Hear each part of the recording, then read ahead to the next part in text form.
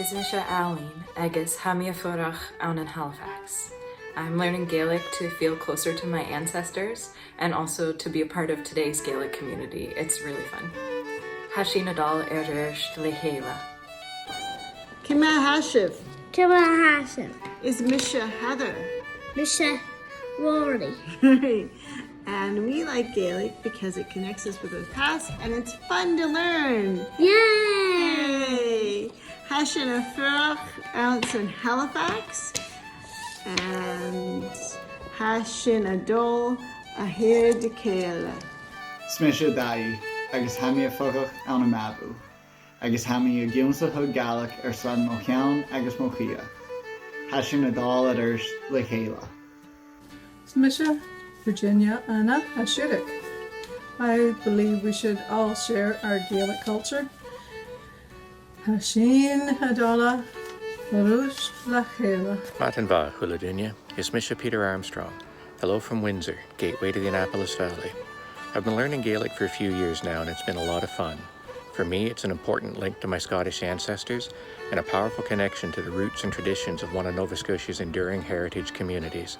Hashin Adol Editor Shlachele. Is Misha Victoria McLean. Hamia Fudok and Svalbard. Learning Gaelic has given me lots of opportunities academically and socially and has allowed me to work within my community. I'm very grateful for learning my language. Hashin Adol Editor Shlachele. Is Misha Auna. My name is Anne and I live in Eden Lake, Pictou County. Gaelic is my language and my culture given to me by my parents in a Gaelic-speaking home. Hashin Adal Erish Lehela. Smisha Joe Murphy, Sound of Dartmouth a Hamia Furach, agus a suimatum Dúachas Mavoinchir a Cúmar Beo agus Gafáistechug. Hashin Adal Erish Lehela. Is Misha Maddie Nichkerin, Saunas of Alavod a Hami. She teaches a hunam, agus be me a Czechus na Gaelic. I am learning Gaelic to keep our people's language and culture alive. Hashin Adal Erish Lehela. Shinshib she Eowyd a Horamus, agus Hamigian look at a Bala Halifax, agus Hasain Volracum out in Echtrina Gael, agus Coulter and Gael, agus $15 Lehela. Gàidhlig.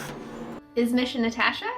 I am from Halifax, Nova Scotia. I am learning Gaelic to connect with my Gaelic-speaking family and ancestors and the wonderful culture. Hashin Adal Erish Lehela. Smisha Mariama Ni Vudahu a Dartmouth. I think it's important to share our Gaelic culture with as many people as possible. Hashin Adal Erish Lehela. Shannon and Nana Shean Fetara Haramis, agus Sanaki Brait in a Hami. She Benagael Honum. She a Gaelic can in Machria. Hai mag ansa, hai magam helwok, agus hai magam harshnach. Heat she na erst lehela.